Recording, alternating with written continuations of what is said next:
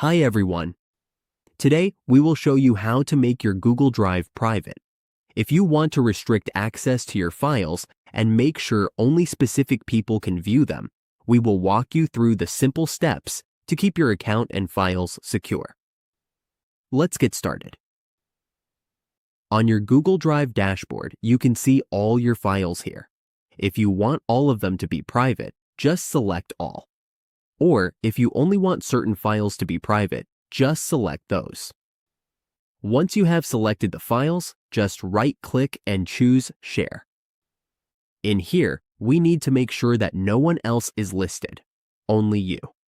You can also add specific people if you want them to have access along with you. Next, we need to check the link settings and set them to restricted. This means that even if someone has the link, they will not be able to open the files. When everything looks good, just click Done. Those files are now private. We can also apply this to all files at once by selecting all, then going to Share and setting the link to restricted.